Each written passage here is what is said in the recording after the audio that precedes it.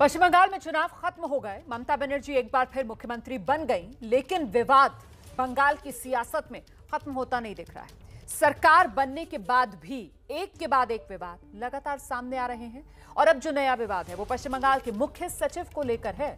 तूफान के बाद पीएम मोदी पश्चिम बंगाल का दौरा करने और नुकसान का जायजा लेने पहुंचे। प्रधानमंत्री की मीटिंग में ना तो ममता बनर्जी और ना मुख्य सचिव वक्त पर पहुंचे। इसके बाद मुख्य सचिव को दिल्ली बुला लिया गया, लेकिन वो दिल्ली नहीं आए। अब इसी पर बंगाल और केंद्र सरकार आमने सामने है और यही हमारा आज का मुद्दा है। अब की बार अफसर पर आर पार। मुख्य सचिव का सवाल, बंगाल में जारी है बवाल। ममता ने पीएम को चिट्ठी लिख तबादले पर उठाए सवाल। So we think that it was our duty. Central government gave us a letter, and it was our duty to reply the letter. So we have replied that letter. तबादले को ममता बनर्जी ने बताया असंवैधानिक।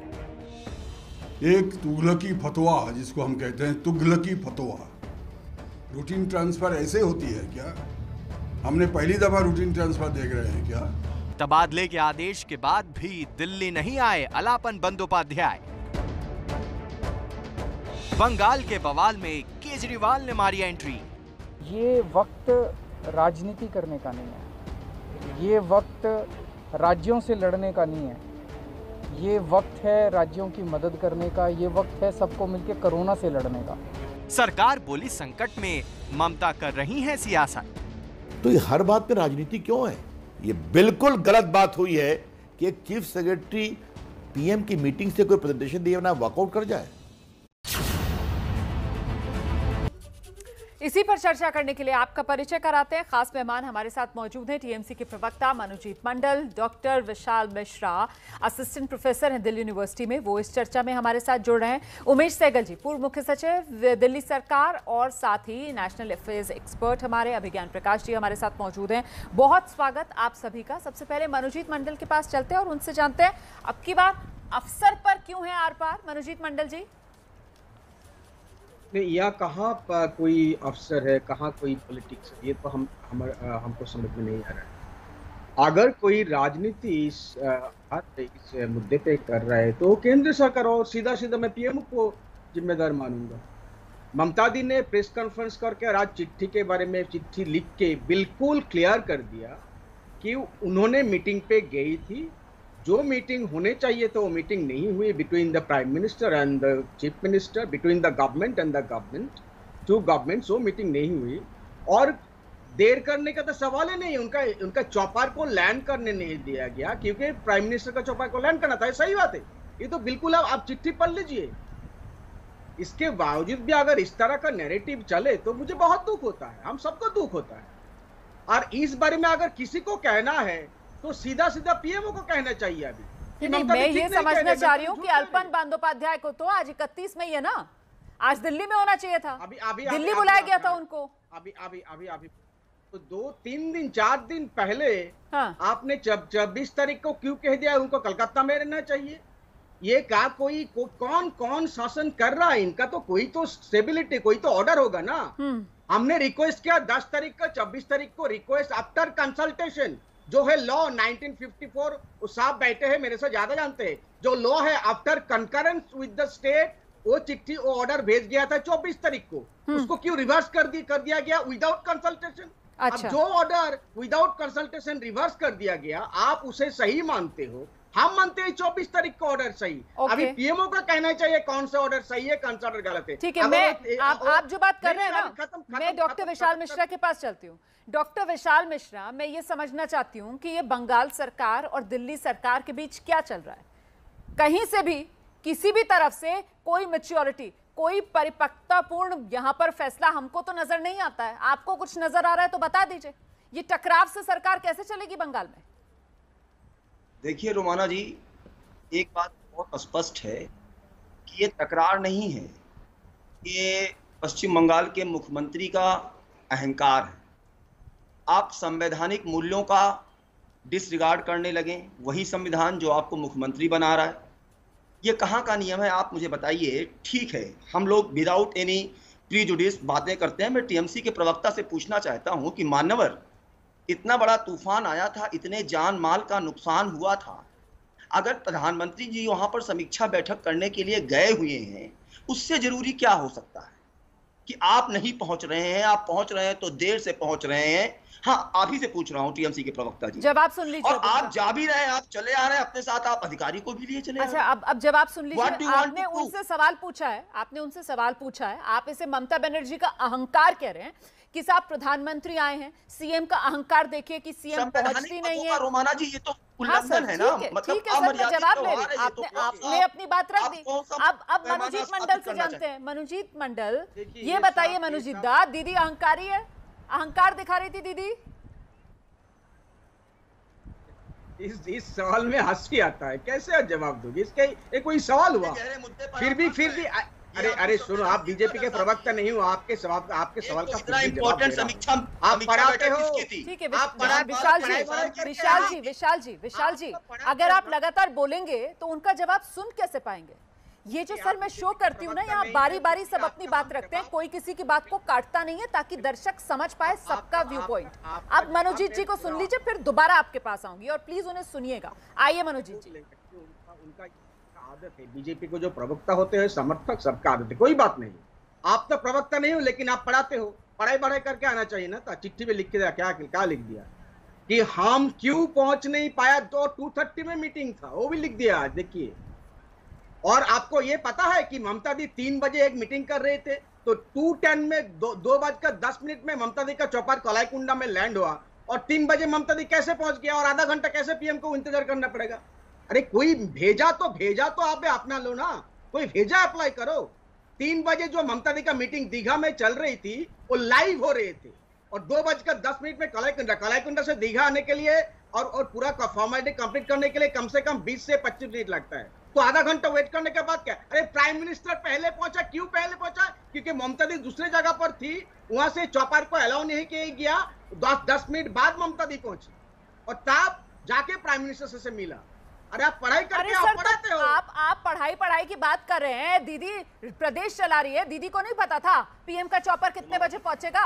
दीदी उस लिहाज से अपनी जो पूरा का पूरा टाइम टेबल है उसको सेट नहीं कर सकती थी? प्रधानमंत्री से 10 मिनट पहले नहीं वहां पर पहुंच सकती थी दीदी? शान घट जाती क्या दीदी की? फिर भी कितना झूठ बोलते हो। चिट्ठी में लिख दिया हमारा चॉपर को टेक ऑफ करने नहीं दिया गया कि प्राइम मिनिस्टर का चॉपर 10 मिनट लेट था। कितना झूठ बोलते हो, शर्म करो। अभी शर्म नहीं आती आप लोगों को झूठ बोलने के लिए, चिट्ठी लिखने के बाद ही। और आप बात करते हो बीजेपी और पीएमओ को कहना चाहिए, let the PMO come out and say what Mamata ji is saying in writing is not true. ठीक है विशाल जी, यहाँ पर मनोजीत मंडल ये कह रहे हैं कि ये सब कुछ कंफ्यूजन इस वजह से हुआ क्योंकि प्रधानमंत्री का जो विमान था वो 10 मिनट लेट था, उसमें 10 मिनट की देरी हुई, इस वजह से सारा शेड्यूल आगे पीछे हो गया। आइए रोमाना जी, और अब सजा दी जा रही है पश्चिम बंगाल को। मुख्य सचिव को 31 मई आज तलब कर लिया गया था दिल्ली में, पहले से सूचना दे दी जाती है। हाँ। इसलिए ये नहीं कह सकते कि इनको समय का या इनके पास प्रोग्राम नहीं रहा होगा। Point number 1। पॉइंट नंबर 2, मेरा इनसे सिर्फ एक ऐसा सवाल है, यही तो मैंने पूछा, इस पर उन्होंने कहा उनका लेट हो गया था, वो अपने शेड्यूल से लेट थे, ये कह रहे हैं वो। सर मैंने आप ही का पहला पॉइंट जो आप पॉइंट नंबर 1 रख रहे थे वही मैंने पूछा। ममता जी का चॉपर लैंडिंग हुआ लेट में, मीटिंग 1954 का तो हवाला दे रहे हैं आप, 1969 कहां गया? 1954 का हवाला दे रहे हैं आप, 1969 क्या कहा गया, क्या कहता है बताइए? आपने कहा तो ये आप कह रहे हैं कि जो है जबरदस्ती बुला लिया गया। अरे भाई साहब, एक्सटेंशन भी तो दिया गया था। इसका मतलब कि कोऑपरेटिव फेडरलिज्म को आप नहीं निभा रहे, संघवाद की परिभाषा को आप पलट रहे हैं, केंद्र की बात को ना मानना, संवैधानिक पदों की अवहेलना करना, बार बार माखौल बनाना, हम नहीं मानते, हम नहीं करेंगे, ये जिद नहीं होता। वेलफेयर स्टेट है, कल्याणकारी राज्य की अवधारणा होती है। मैं आपसे ये कहना चाहता हूं, आप मुख्यमंत्री पूरे पश्चिम बंगाल के हैं, ऐसे में आपकी व्यक्तिगत लड़ाई हो सकती है, आपका मनमुटाव हो सकता है, लेकिन वो मनमुटाव मतभेद में नहीं कन्वर्ट होना चाहिए। ये ultimately who is the sufferer? जनता ही तो सफर करेगी। लेकिन मनभेद में तो सबकी तरफ से कन्वर्ट हो रहा है ना। आप देखिए किस तरीके से मुख्य सचिव को दिल्ली तलब कर लिया गया है। मैं जरा सा उमेश सहगल जी का रुख करूंगी, मैं उमेश सहगल जी से समझना चाहती हूँ। उमेश सहगल जी, देखिए राज्य के मुख्य सचिव को केंद्र वापस दिल्ली तलब करता है, इसका कानूनी पहलू तो अपनी जगह है सर, लेकिन मैं ये समझना चाहती हूँ कि प्रशासनिक और राजनीतिक लिहाज से आप इस कदम को किस तरीके से देख रहे हैं? कानूनी पहलू अपनी जगह, लेकिन प्रशासनिक और राजनीतिक लिहाज से ये कदम किस तरीके से देखा जाएगा सर? देखिए, राजनीतिक लिहाज से तो मैं बोल नहीं सकता हूँ हाँ जी कि कैसे देखा जाएगा। सबसे बड़ी चीज़ ये है, थोड़ा सा पहले की जो बहस है उसमें थोड़ा मैं बोलना चाहूँगा कुछ जी, कि अगर चीफ मिनिस्टर का हेलीकॉप्टर लेट भी हो गया था तो चीफ सेक्रेटरी को तो मीटिंग में आ जाना चाहिए था ना। After all prime minister India के हैं, चीफ सेक्रेटरी के इंडिपेंडेंट कंट्री के तो है नहीं, एक प्राइम मिनिस्टर हैं, उसी कंट्री में एक स्टेट है। हाँ। ठीक है, चीफ मिनिस्टर का हेलीकॉप्टर लेट हो गया, चीफ मिनिस्टर लेट हो गई, वो मेरी समझ में आता है, पर चीफ सेक्रेटरी तो उस हेलीकॉप्टर में नहीं थे। चीफ सेक्रेटरी तो पहले आगे बैठे होते और उल्टा चीफ प्राइम मिनिस्टर को समझा देते। अच्छा, एक ये इशू है। सेकंड जो आपने कहा उसमें आप मुझे समझ नहीं आ रहा, बिल्कुल कन्फ्यूजन है कि आपसे सेंट्रल गवर्नमेंट से एक एक्सटेंशन मांगी गई कि चीफ सेक्रेटरी को आप 3 महीने की एक्सटेंशन दे दीजिए। सेंट्रल गवर्नमेंट उस पर अग्री कर गई। दिया आपको क्यों? पब्लिक इंटरेस्ट में। पब्लिक इंटरेस्ट क्या है? कोरोना है। अब वो पब्लिक इंटरेस्ट खत्म हो गया क्या? अब सडनली उसको आपने दिल्ली ट्रांसफर कर लिया। अगर चीफ मिनिस्टर सेक्रेटरी की गलती है तो आप उसको पनिश करिए, उसको चार्जशीट दीजिए, आपने जो करना है उसका करिए, मगर अब दिल्ली ट्रांसफ़र की तो कोई जस्टिफिकेशन नहीं बनती ना। हाँ, क्योंकि आपने उसको जो एक्सटेंशन दी है, 3 महीने की एक्सटेंशन दी है, सिर्फ वेस्ट बंगाल के कोरोना इश्यूज़ की वजह से दी है कि ये एक कंटिन्यूटी लाएंगे, वो कंटिन्यूटी टूट जाएगी। तो दोनों तरफ से मुझे चीज़ समझ नहीं आ रही। चीफ सेक्रेटरी की बहुत बड़ी भूल है। अगर मैं चीफ सेक्रेटरी हूँ तो मैं अपने आप को लाते मानूं कि आप प्राइम मिनिस्टर की मीटिंग में आप नहीं जा रहे हैं। बिल्कुल नहीं, आपने बहुत वैलिड पॉइंट रखा है सर। आइए मनोजीत मंडल। देखिए साहब जी, आपको भी पता नहीं है, सुबह से मीटिंग चल रही थी दूसरा जगह पे, वो सुंदरबन एरिया में, जो भी डिवास्टेटेड। चीफ सेक्रेटरी सुबह से ममता दी के साथ थे, एक ही चॉपर में, एक ही हेलीकॉप्टर में थे, और वहां रिसीव करने के लिए, सुन लीजिए, वहां रिसीव करने के लिए लोकल एक मिनिस्टर था, वहां का लोकल एडमिनिस्ट्रेशन था जो प्राइम मिनिस्टर को रिसीव किया। ये लोग पहुंच नहीं पाया पहले, क्योंकि 10 मिनट बाद ममता दी का चपर दूसरे जगह से, जहां पर भी मीटिंग सुबह से चल रहे थे, तो है सुंदरबन। सुंदरबन आप सबको पता है, वहां मीटिंग चल रही थी जहां चीफ सेक्रेटरी थे, तो चीफ सेक्रेटरी कैसे पहुंच जाएंगे? उड़ के तो नहीं पहुंच जाएंगे ना। अच्छा, ठीक है, अरे बात उमेश सहगल जी आइए, ये जो जवाब दिया जा रहा है इससे उतरता है क्या? ये एक गलत ठीक तो मैं नहीं बोल सकता हूँ। ये चीज़ ये कह रहे हैं कि चीफ सेक्रेटरी सुबह से चीफ मिनिस्टर के साथ मीटिंग में थे। चीफ सेक्रेटरी को पता नहीं था कि प्राइम मिनिस्टर आ रहे हैं। बिल्कुल, चीफ सेक्रेटरी को भी पता था, चीफ मिनिस्टर को भी पता था। अरे चीफ मिनिस्टर को भी पता था। अरे फिर भी ये क्या किस तरह? अरे मनोजीत दास सुन तो लीजिए ना, बीच में क्यों चिल्लाए जा रहे हैं? दोबारा आपके पास आ जाऊंगी, उनकी बात तो सुनने दीजिए। आप उनकी बात सुनने दीजिए, आप उनकी बात सुनने दीजिए, मैं उनकी बात सुनना चाह रही हूँ, बीच में मत बोलिए। आपके पास दोबारा आऊंगी, आप 10 बार अपना पॉइंट रख चुके हैं। 1 मिनट, आइए उमेश सर। आप लोगों के भेजे में घुसते नहीं ना, इसलिए रखना पड़ता है। सर थोड़ी भाषा तो अपनी सही से इस्तेमाल कर लीजिए प्लीज। मंत्री थे, क्यों क्या भाषा में क्या हो गया? आप एक ही नैरेटिव चलाते बोलिए सर, आपको जो मन करे आप वो बोलिए सर, बिल्कुल बोलिए आप बोलिए, आप बोलिए सर, आप बोलिए, आप बोलिए, आप बोलिए, आप बोलिए, अपनी बारी पर बोलिए सर, अपनी बारी पर बोलिए ना। अभी उमेश जी को सुन ले, ये सबके लिए ठीक है सर। भेजा घुसता नहीं, भेजा घुसता नहीं, भेजा घुसता नहीं, ठीक है सर, अपनी बारी पर बोलिए। अभी सुनने दीजिए, अभी सुनने दीजिए प्लीज। हाँ सुनने दीजिए सर, अभी सुनने दीजिए प्लीज। हाँ ठीक है, आइए Umesh sir. Don't try to play the victim card. I know what you will do. Sir victim card नहीं सर, भेजा घुसता नहीं, भेजा घुसता नहीं। Done sir, done sir, please wait for your turn sir, please अपनी बारी का इंतजार कीजिए, प्लीज अपनी बारी का इंतजार कीजिए। Manojit da please don't shout, wait for your turn, let Umesh ji complete, then I will come. आइए उमेश सर। मैं सिर्फ चीफ सेक्रेटरी के रोल की बात कर रहा हूँ। हाँ जी। चीफ सेक्रेटरी को सुबह से पता था कि मैं चीफ मिनिस्टर के साथ हूँ और चीफ मिनिस्टर के साथ ही मैं वहाँ पहुँचूंगा रिसीव करने के लिए। अगर ये पता था तो उसको कैबिनेट सेक्रेटरी को या सेक्रेटरी टू प्राइम मिनिस्टर को बता देना चाहिए था कि ऐसी बात है, हम वहाँ, मैं नहीं रहूँगा वहाँ, मैं चीफ मिनिस्टर के साथ हूँ, हो सकता है मैं मेरा और सब ये भी जानते हैं, हर सारे अफसर जानता है कि जब प्राइम मिनिस्टर का हेलीकॉप्टर या प्रेसिडेंट का हेलीकॉप्टर आना होता है तो सारी ट्रैफिक उस एरिया में बंद कर दी जाती है। तो ये चीज़ चीफ सेक्रेटरी को पता थी, पता होगी, ज़रूर पता होनी चाहिए। तो आपको पता है कि सारी ट्रैफिक बंद, तो आप पहले ही बता देते प्राइम मिनिस्टर को थ्रू दी सेक्रेटेरिएट कि मैं वहाँ नहीं रह सकूँगा, बट मैंने अपने प्रिंसिपल सेक्रेटरी को या XYZ को वहाँ भेज दिया। और हो सकता है मुख्यमंत्री भी वहाँ ना पहुँच सकें तो हमारा एक मंत्री वहाँ होंगे। अगर ये कर दिया जाता तो मुझे ये लगता है ये कंट्रोवर्सी होती ही नहीं। आप बड़ी बात कह रहे हैं सर, ये सारी की सारी जो लड़ाई है वो अहंकार की लड़ाई ज्यादा नजर आ रही है। मुझे लगता है अभिज्ञान जी को आना चाहिए। अभिज्ञान जी, आपने सबका पक्ष सुना, आपको क्या लग रहा है सर, ये पूरी कंट्रोवर्सी केंद्र और बंगाल के बीच एक बार फिर से तकरार, अब की बार अफसर पर आर पार? सर बहुत इत्मीनान से सबको सुना और सबसे अच्छा उमेश जी ने सबसे वैलिड पॉइंट रखे। बिल्कुल एविडेंट है, सबूत के साथ अब ये प्रत्यक्ष है कि 2 मई से नतीजे आए हैं, महीना भर सिर्फ रोमाना पूरा हुआ है। जी सर। आप देख लीजिए, मैंने तब से कहा था ना आपसे कि ये टकराव किस तरह होंगे, वायलेंस से लेकर सीबीआई के दफ्तर पर जो कि गलत था, ममता बनर्जी का जाकर बैठना, अब ये चीफ सेक्रेटरी की कंट्रोवर्सी, दिल्ली और कोलकाता के बीच का टकराव खत्म ही नहीं हो रहा है, हर एक नया अध्याय उसमें जुड़ता चला जा रहा है। और यह भी बिल्कुल स्पष्ट है कि जब से Mamata Banerjee, and I am saying this with absolute understanding, जब से ममता बनर्जी वहां पर मुख्यमंत्री वापस बनकर आई हैं, कुछ ना कुछ घटनाक्रम ऐसा होता है कि खबरों का नेशनल फोकस उनसे हट ही नहीं पा रहा है। जबकि इस वक्त सिवाय कोरोना के कहते कहते मैं थक गया, आप थक गए, सब लोग थक गए, और कोई प्राथमिकता ही नहीं है।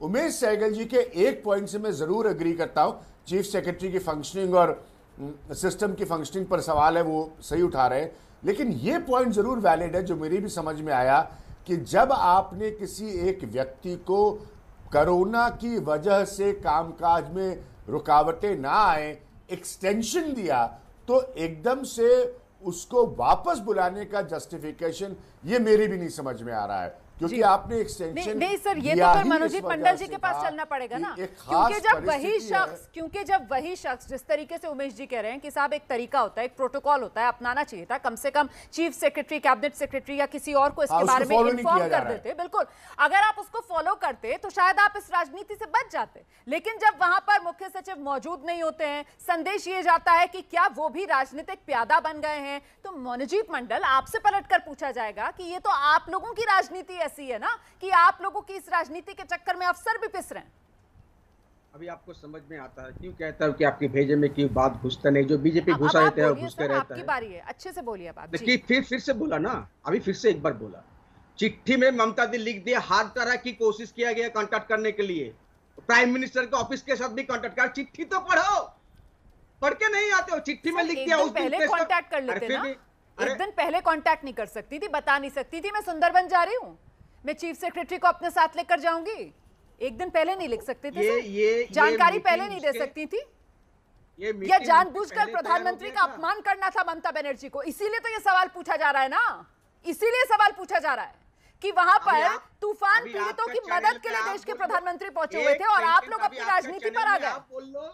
अभी आप भी राजनीति करते हो ना, दूसरों को तो टोकते नहीं हो, मेरे को क्यों टोकते हो? क्योंकि मैं टीएमसी को होके बोलते हो ना, सबको पता है, और ये भी पता है बंगाल की जनता को कैसे नकार कि आप विक्टिम कार्ड खेल रहे हैं, तो मैं पलटकर अगर आपसे कहूं तो हम तो ऑफेंसिव बोल रहे हो, आप लोगों को नकार दिया बंगाल की जनता, अभी भी शर्म करो नहीं कहेंगे। जब भी आएंगे बंगाल में इस तरह का नैरेटिव लेके, बीजेपी का नैरेटिव लेके आपको नकार देंगे, और यही है बंगाल का संस्कृति, झूठ बात बोलो, झूठ बात। बीजेपी के नैरेटिव के लिए नहीं आए थे, देश के प्रधानमंत्री आए थे, यास तूफान से तबाही का जायजा लेने आए थे, बंगाल के पीड़ितों की मदद के लिए देश का प्रधानमंत्री बंगाल आया था। ये बात आपको समझ में नहीं आती है, नहीं आती है ये बात समझ में। क्या मैं आपके वाले शब्द इस्तेमाल नहीं करूंगी, लेकिन वो शब्द यहाँ पर भी फिट हो सकते हैं, वो भेजा, घुसना, यहाँ पर वो फिट हो सकता है। इस तरह टोको मत, सवाल सुन ले, सवाल करते हो, जवाब सुनने की हैसियत रखो, have the gods to listen to the answer, और ये इस तरह का टोका टोकी मत करो। सबको पता है आप लोग किस तरह से फंक्शन करते हो, उसमें हम नहीं जाएंगे। फिर भी कह रहा हूं, चिट्ठी में लिख दिया, डिटेल में कंटैक्ट किया गया जब उनका चौपट डिलेड हो गया। और ये भी सुन लो, जो मीटिंग, जो रिवाइज मीटिंग शेड्यूल था वो 12 बजे, उसी दिन 12 बजे पता चला। उसके पहले दिन का जो मीटिंग था between the government to government, जो मीटिंग हो रहा था वो गवर्नमेंट टू गवर्नमेंट मीटिंग हो नहीं हो रहा था, वो एक पॉलिटिकल एंटिटी एमएलए था। और अभी आप इतना कहते हो कि सबके लिए हम मानते हैं, तो did you call all the MLAs of affected areas? No, you called a single MLA of your party purposefully. That is not the protocol. Was he part of the government? Manojit Mandal, अरे सुनो, एक्चुअली मनोजीत मंडल, क्या दिक्कत यही है? क्या दिक्कत यही है कि बंगाल के विपक्ष के नेता आपको हजम नहीं हो रहे हैं? वो जिसे आप ऑपोजिशन का एक एमएलए कह रहे हैं, वो बंगाल में नेता विपक्ष है सर। वो जो हैसियत मिली है शुभेंदु अधिकारी को, वही खटक रही है क्या? यहीं पर दीदी का अहंकार है क्या, जो बार बार आहत होता है और इसी वजह से दीदी ये सब करती हैं सर? और ने हटा लिया चीफ सेक्रेटरी का, मोदी का अहंकार नहीं है?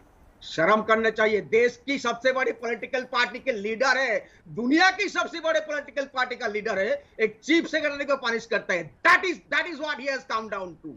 आप अपनी पार्टी का हिसाब किताब बताएंगे? अपनी पार्टी का हिसाब किताब बताएंगे? अपनी पार्टी का हिसाब किताब आप बताएंगे? आपकी नेता केएम को किससे चोट पहुंच रही है? वो जिसको आप एक एमएलए कह रहे हैं सर, वो वही एमएलए जिसने ममता बनर्जी को हराया है। मतलब दुखती नब्ज जो है ममता बनर्जी की, वो शुभेंदु अधिकारी है। डॉक्टर विशाल मिश्रा, क्या इस पूरी कंट्रोवर्सी के जड़ में शुभेंदु अधिकारी ही है, यही माना जाए? देखिए, बंगाल के अंदर घटनाक्रम बहुत तेजी से बदला है। इस वक्त की बड़ी खबर ये कि चीफ सेक्रेटरी अल्पन बंदोपाध्याय जो हैं, उन्होंने रिटायरमेंट ले लिया है। उन्हें 3 महीने का एक्सटेंशन दिया गया था, लेकिन अल्पन बंदोपाध्याय को ममता बनर्जी ने रिटायरमेंट के बाद अपना मुख्य सलाहकार भी बना लिया है। तो अल्पन बंदोपाध्याय जिन्होंने रिटायरमेंट ले लिया, बावजूद इसके कि उनको 3 महीने का एक्सटेंशन मिला हुआ था, और रिटायरमेंट के बाद फौरन ही ममता बनर्जी ने उन्हें अपना मुख्य सलाहकार नियुक्त कर लिया है। तो देखिए किस तरीके से ये पूरा घटनाक्रम बंगाल का बदल रहा है। हम सीधे आपको लिए चलते हैं, मेरे साथ मेरी सहयोगी मनोज्ञा इस वक्त मौजूद हैं अपडेट्स के साथ। मनोज्ञा, ये तो एक तरीके से और केंद्र को परेशान करने वाला, चिढ़ाने वाला कदम ममता बनर्जी का माना जाएगा।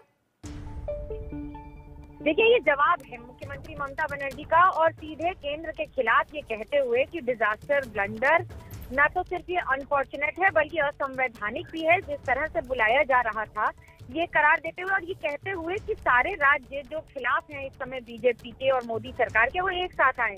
पहला कदम ये कि चीफ सेक्रेटरी ने इस्तीफा दे दिया है, वो आज ही रिटायर कर गए हैं, यानी कि उन्हें इस्तीफा देने की भी जरूरत नहीं पड़ी, वो अपने नॉर्मल प्रोसेस में ही रिटायर हो गए हैं। एंड दूसरी सबसे बड़ी बात कि अब उन्हें एडवाइजर बनाकर, राज्य सरकार और मुख्यमंत्री का एडवाइजर बनाकर 3 वर्षों के लिए रखा जा रहा है, जिसे ममता बनर्जी कहती हैं कि ये एक करारा जवाब है। और जिस तरह के तंज और आरोपों का एक बार सिलसिलेवार बात रखते हुए ये आज एक बड़ी बात की है ममता बनर्जी ने, फिर एक बार राजनीतिक तौर पर जवाब दिया है और प्रशासनिक तौर पर भी, और ये लड़ाई लगता है जल्दी खत्म होती नजर नहीं आ रही। बिल्कुल मनोज्ञा, बहुत बहुत धन्यवाद इस तमाम जानकारी के लिए। मुझे लगता है अब हमें चर्चा का रुख कर लेना चाहिए। सभी खास मेहमान हमारे साथ बने हुए हैं, डॉक्टर विशाल मिश्रा के पास चलते हैं। तो डॉक्टर विशाल मिश्रा, अपने इस कदम से ममता बनर्जी 20 पड़ गई केंद्र पर? देखिए Romana ji, time will tell the story, कौन 20 है कौन 19। यहाँ पर 20 और 19 की लड़ाई नहीं है। मेरा सिर्फ ये कहना है कि हमें जो भी संवैधानिक पदों पर हैं उनको कम से कम संविधान जो हमारा अबव द, मतलब rule of the law of the land है, कम से कम उसका पालन जरूर करना चाहिए। इस प्रकार की टकराहट किसी के हित में नहीं है। नहीं तो डॉक्टर विशाल मिश्रा, लेकिन इसका पालन तो किसी तरीके से नहीं हो रहा है ना। अब आप खुद देखिए कि मुख्य सचिव को एक्सटेंशन केंद्र देता है, 3 महीने के लिए देता है, कोरोना को आधार बनाकर देता है। ऐसा क्या बदल गया था? क्या कोरोना खत्म हो गया था? क्या बंगाल से कोरोना खत्म हो गया था? केंद्र भी तो जिद्दी कर रहा था ना सर, केंद्र भी तो अपने फैसले के पलट कर ही अपना कदम उठा रहा था ना ममता बनर्जी को चिढ़ाने के लिए। अब ममता बनर्जी ने उल्टा पलट कर जवाब दे दिया है। माना जी ये बताइए कि आखिर उसी केंद्र ने ही तो एक्सटेंशन दिया था। वही तो कह रही अगर हूं। केंद्र की कोई टकराहट होती पश्चिम बंगाल से तो एक्सटेंशन ही ना देता। हाँ। लेकिन यदि केंद्र को आवश्यक प्रतीत हो रहा है तो एक्सटेंशन से बुलाया जा रहा है। ये तो 1954 और 1969 का रूल कह रहा है। और केंद्र ठीक है, केंद्र राज्य से कंसल्ट करने के लिए उसमें है, लेकिन केंद्र बाउंड नहीं है राज्य की बात को मानने के लिए। They are the all India जो है सर्विस है वो डीओपीटी के अंडर में रिक्रूट होते हैं। नहीं लेकिन तो कहने का मतलब ये है रोमाना जी, ये टकराहट जानबूझकर पैदा की जा रही है। सर कायदे कानून अपनी जगह, लेकिन जो मैंने पहले कहा कि साहब प्रशासनिक और राजनीतिक एक संदेश देने की कोशिश थी।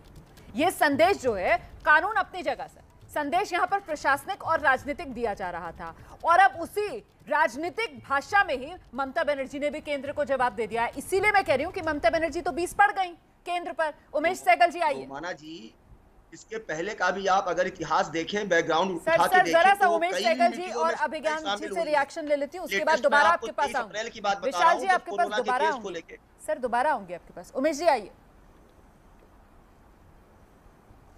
देखिए, ये जो एक्सटेंशन अगर है या री एम्प्लॉयमेंट है, हाँ जी, जब तक सारे लोग कह रहे हैं एक्सटेंशन है, अगर एक्सटेंशन है तो आज कैसे रिटायरमेंट होगी? अपने आप थोड़ी रिटायरमेंट हो जाएगी। जब सर्विस आपकी एक्सटेंड ही होगी तो इसका मतलब रिटायरमेंट एज 3 साल महीने बाद होगी, तो अपने आप नहीं रिटायरमेंट हो सकती। तो ये अपने में ही एक बड़ा लीगल इशू है। उन्होंने कहा जा रहा है कि उन्होंने इस्तीफा दे दिया। अगर इस्तीफा मंजूर प्रेसिडेंट करेंगे, इस्तीफा मंजूर वेस्ट बंगाल गवर्नमेंट नहीं कर सकती। Appointing authority president of India है, सारी ऑल इंडिया सर्विसेज का। तो अगर इस्तीफा दिया है तो प्रेसिडेंट ऑफ इंडिया उसको मंजूर करेंगे, तब इस्तीफा इन इफेक्ट आएगा। अदरवाइज इस्तीफा इन इफेक्ट नहीं है। तो इसकी लीगैलिटी बहुत ज़्यादा डाउटफुल है। और ये मुझे अपना हैरान हूँ कि एक बड़ा सीनियर अफसर IAS का इस टाइप का स्टेप ले सकता है या एडवाइस कर सकता है गवर्नमेंट को। उसको पहले ही मना कर देना चाहिए, मुझे एक्सटेंशन नहीं चाहिए। जब आपने एक्सटेंशन ले ली, एक्सटेंड हो गई आपकी सर्विस ना, देखिए वर्ड ही सिंपल है कि आपकी सर्विस एक्सटेंड होगी, इसका मतलब रिटायरमेंट एज 3 महीने बाद शिफ्ट होगी। अब आप रिटायरमेंट ये वेस्ट बंगाल गवर्नमेंट की आपकी अपॉइंटिंग अथॉरिटी है नहीं, आपकी appointing authority president of India है। प्रेसिडेंट ऑफ इंडिया की एडवाइज़र होम मिनिस्ट्री है, तो आपको उनकी रेजिग्नेशन वहाँ भेजनी पड़ेगी, वहाँ से मंजूर होगी, वापस आएगी। और ये अपने आप को प्रॉब्लम में डाल रहे हैं हमारे चीफ मिनिस्टर सेक्रेटरी साहब। इनकी पेंशन को लेने में इनको बहुत तकलीफ होगी। ये पॉलिटिक्स में पढ़ के किसी अफसर को कोई फ़ायदा नहीं होता। ये आपको एक सिग्नल, हर अफसर को 4000 हमारे IAS अफसर हैं और बाकी सैकड़ों और सेंट्रल सर्विसेज के, उनको ये मिल जाना चाहिए कि पॉलिटिक्स में पढ़ के आपको कोई फ़ायदा नहीं होने वाला है।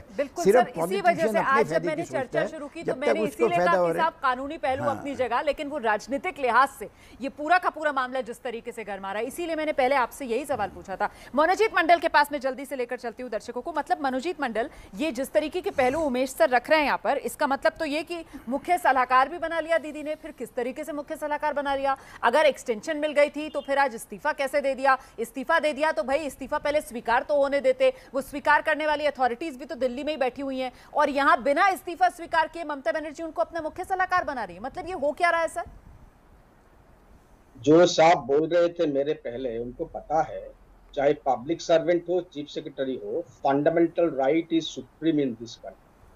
वो किसी के पास मर्गेज नहीं रहता है। 31st May is deemed to retire. That is the language of law. If he does not accept the job of the central government, he is deemed to be retired. Resignation करना नहीं पड़ेगा। 5 बजे 31st May he retires automatically. That's the law.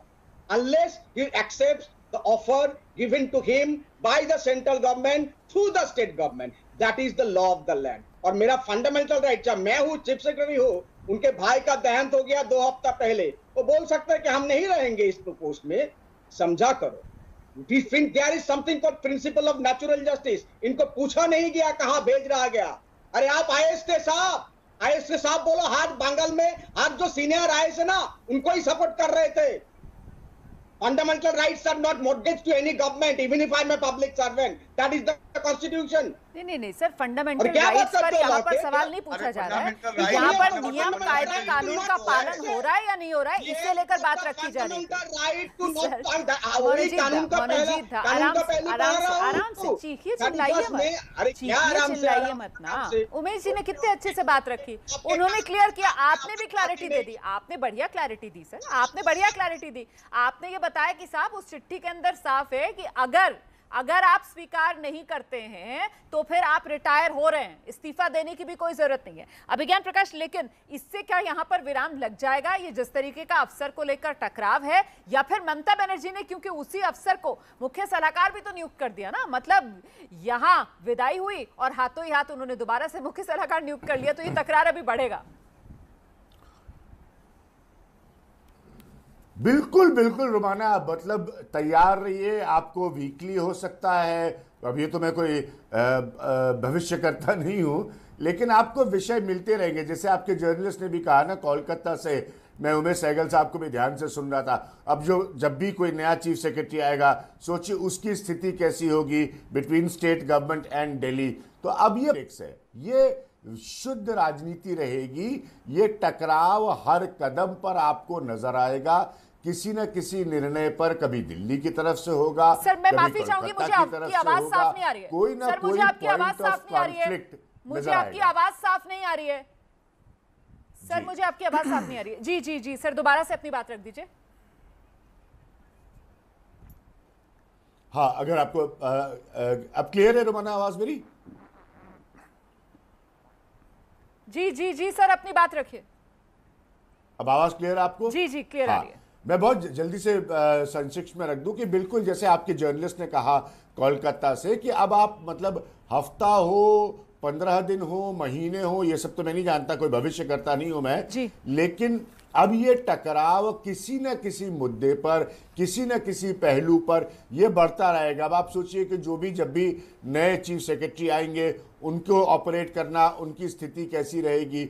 तो अब ये Delhi versus Kolkata का टकराव जो है, ये अब कहीं नहीं जा रहा है, ये यहां से बढ़ता ही मुझे नजर आ रहा है। और इसके मैं दो फिर इस पहलू बात को रिपीट करूंगा 10 सेकेंड में कि ये नेशनल फोकस पे रख रहा है ममता बनर्जी को लगातार, जहां तक खबरों का लिहाज है। बिल्कुल, और ये भी आप जो बात कह रहे हैं ना सर, आप जो बात कह रहे हैं, दरअसल जो दो पहलू हैं उनमें एक पहलू तो वही है जो आप कह रहे हैं कि इसको क्या माना जाए, इसको क्या दीदी का दिल्ली की तरफ कूच के तौर पर देखा जाए, उसकी तैयारी के तौर पर देखा जाए, या फिर इस टकराव के पीछे की वजह यह है कि साहब बीजेपी जिस तरीके से महत्वाकांक्षा के बावजूद, पूरा जोर लगाने के बावजूद बंगाल चुनाव हारी है, ये उसे पचा नहीं पा रही है। ये यहां से दो सवाल खड़े होते हैं। अब इसी पर आते हैं, मोनूजीत जी आइए, बताइए इस टकराव के पीछे की असल वजह क्या है?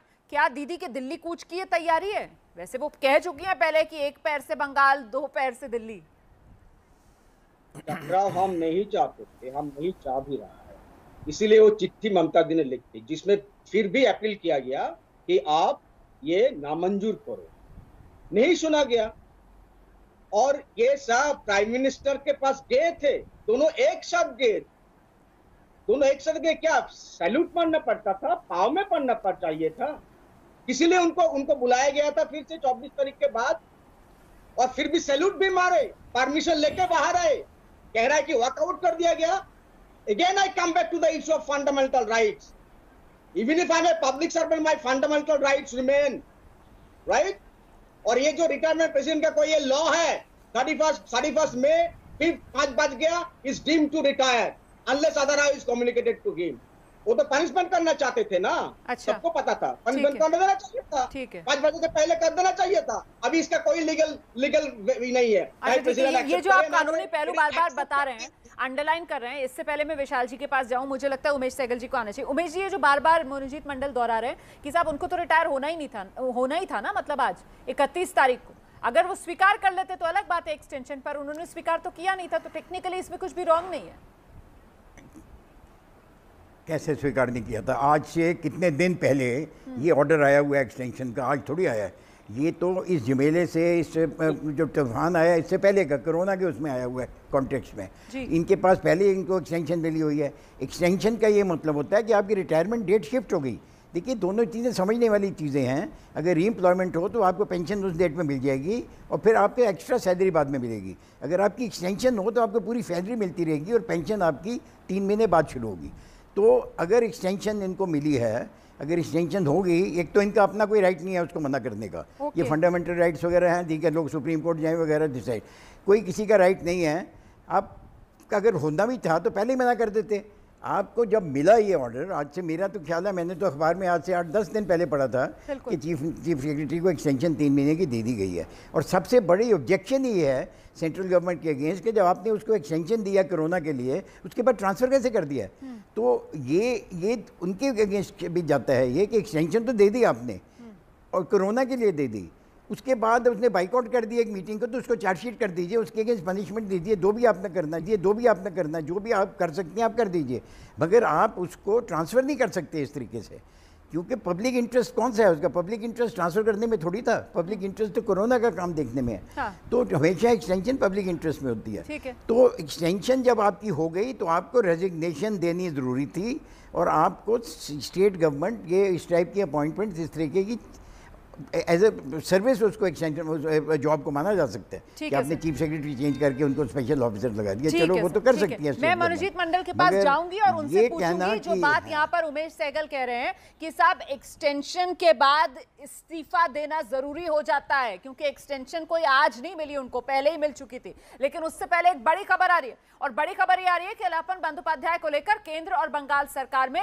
तकरार बढ़ गई है। सूत्रों के हवाले से खबर है कि ममता बनर्जी के अलापन बंदोपाध्याय को मुख्य सलाहकार बनाने वाले फैसले के बाद केंद्रीय गृह मंत्रालय ने नोटिस जारी कर जवाब मांगा है। गृह मंत्रालय ने अलापन बंदोपाध्याय को कारण बताओ नोटिस जारी कर दिया है। कारण बताओ नोटिस जारी किया गया है अलापन बंदोपाध्याय को। अभी देखिए, हम यहां पर चर्चा कर रहे थे कि मामला ठंडा नहीं पड़ेगा, ये मामला अब और खींचेगा। जिस तरीके से इस मामले के कानूनी पहलू हैं, जिसका जिक्र यहां पर उमेश सहगल जी कर रहे हैं कि साहब अगर आपको एक्सटेंशन दे दी तो मतलब ये कि आपके इस्तीफे की जो मतलब आपकी रिटायरमेंट की जो तारीख है वो ऑटोमेटिकली बढ़ जाती है, तो इसलिए इस्तीफा देना जरूरी होता है। और अगर इस्तीफा आप देंगे तो फिर उसको मंजूरी भी मिलनी चाहिए। और यहां पर वो अथॉरिटीज जो है अलापन बंदोपाध्याय के लिए वो दिल्ली में बैठी हुई हैं। तो जब एक्सटेंशन मिल गया था तो फिर बिना इस्तीफा दिए किस तरीके से रिटायर हो जाते हैं अलापन बंदोपाध्याय, इसी को लेकर मुझे लगता है ये नोटिस जो गृह मंत्रालय की तरफ से जारी किया गया है। विशाल जी कुछ कहना चाह रहे हैं? उसके बाद आखिरी कमेंट इस चर्चा में आ रही हूं सर, आ रही हूं आपके पास। विशाल जी जल्दी आइए, उसके बाद अभिज्ञान जी के पास रोमाना जी, मैं टीएमसी के प्रवक्ता से सिर्फ ये कहना चाहता हूं कि gentleman, you are talking about the fundamental right, but क्या कोई सुप्रीम है कॉन्स्टिट्यूशन से ऊपर? Constitution is the supreme of the law, supreme of the land, no one is above the constitution. बार बार आप फंडामेंटल राइट की आप बात कर रहे हैं तो आपके फंडामेंटल ड्यूटी भी तो है। Point number 1। बिल्कुल सर, फंडामेंटल राइट का यहाँ पर कोई मुद्दा बनता नहीं है, सीधे सीधे नियम कायदे का ये पूरा मामला है। इसको फंडामेंटल राइट्स में फंसाना या उलझाना नहीं चाहिए। अभिज्ञान जी 20 सेकेंड, ये अब चिट्ठीबाजी होगी, मुझे नहीं पता, हो सकता है अदालत तक ये मसला पहुंचे। और ये बिल्कुल क्लियर है, ममता बनर्जी वर्सेस बीजेपी का टकराव अभी कहीं नहीं जा रहा है और ममता बनर्जी राष्ट्रीय राजनीति के फोकस में रहेंगी खबरों के लिहाज से। ये दो बातें मुझे बिल्कुल साफ नजर आ रही। देखिए, बंगाल से बड़ी खबर है, अलापन बंदोपाध्याय को लेकर केंद्र और बंगाल सरकार में तकरार और बढ़ गई है। सूत्रों के हवाले से जानकारी ये मिल रही है कि ममता बनर्जी के अलापन बंदोपाध्याय को अपना मुख्य सलाहकार बनाने वाले फैसले के बाद केंद्रीय गृह मंत्रालय ने नोटिस जारी कर जवाब मांगा है। गृह मंत्रालय ने अलापन बंदोपाध्याय को कारण बताओ नोटिस जारी किया है। अलापन बंदोपाध्याय को 3 महीने का एक्सटेंशन जो केंद्र की तरफ से दिया गया था, आज रिटायरमेंट की तारीख थी। जानकारी ये कह रहे हैं कि जब एक्सटेंशन मिल जाता है तो फिर ऑटोमेटिकली रिटायरमेंट की तारीख आगे बढ़ जाती है। ऐसे में बिना इस्तीफा दिए किस तरीके से मुख्य सलाहकार बन सकते हैं अलापन बंदोपाध्याय? हालांकि टीएमसी की तरफ से कहा जा रहा है कि रिटायरमेंट की तारीख आज, तो उन्हें इस्तीफे की कोई जरूरत नहीं है।